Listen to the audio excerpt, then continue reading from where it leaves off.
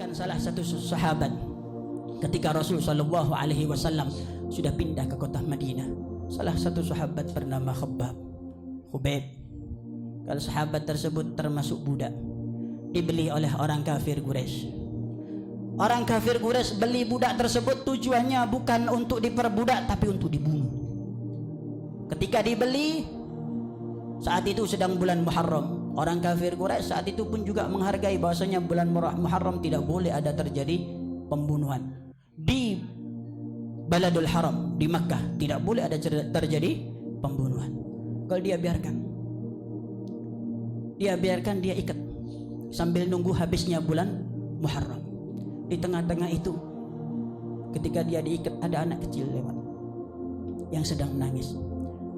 Saat itu dia Khubayb sedang membawa cukur untuk merapihkan jenggotnya, silet.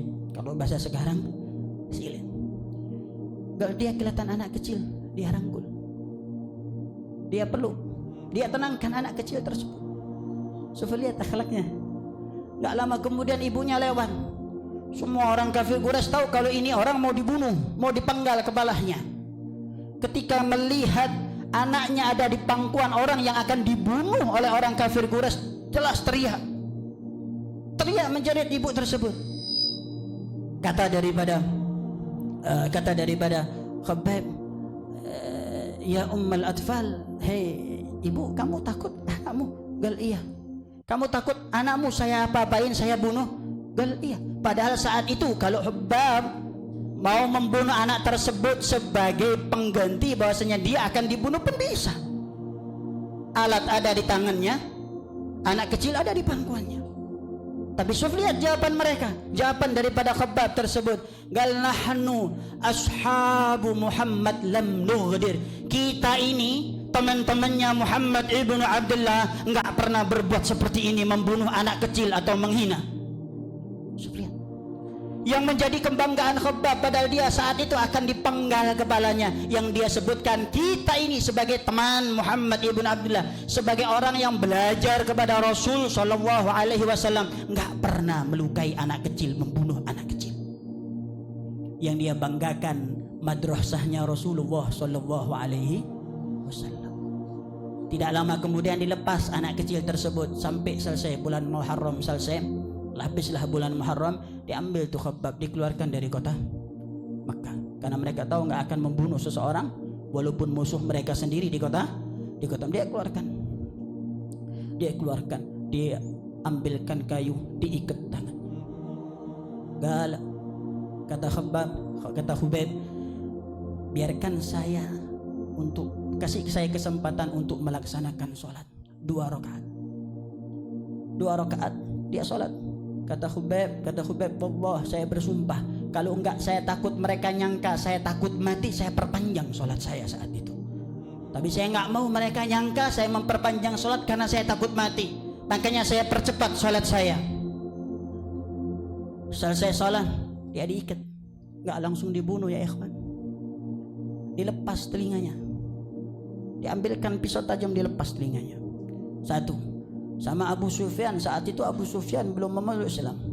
Dilepas lagi 1 telinganya, 1. Dilepas lagi 1 jari-jarinya, 1 persatu anggota badannya dilepas 1 persatu, tanpa ada teriakan, tanpa ada rasa sakit. Senyum.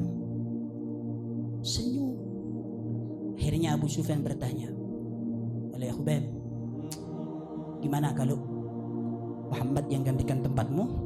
Ente tinggal di rumah, enak dengan keluarga kamu selamat, kamu bisa menikmati dengan anak istri kamu, menikmati dunia, Rasulullah ada di tempat kamu." Lihat jawabannya ya ikhwan. Kata Khubayb, "Wallah, aku bersumpah la arda, saya tidak akan ridha. Saya tidak akan ridha jika ada 1 duri yang menusuk kaki Rasul Shallallahu Alaihi Wasallam, apalagi sampai Rasulullah menggantikan tempat saya. 1 duri saja menusuk kaki Rasul Shallallahu Alaihi Wasallam, saya tidak akan ridha." Kata Abu Sufyan, "Wallah, aku nggak pernah melihat seseorang cinta dengan seseorang kahubbi ashabi Muhammadin Muhammadah.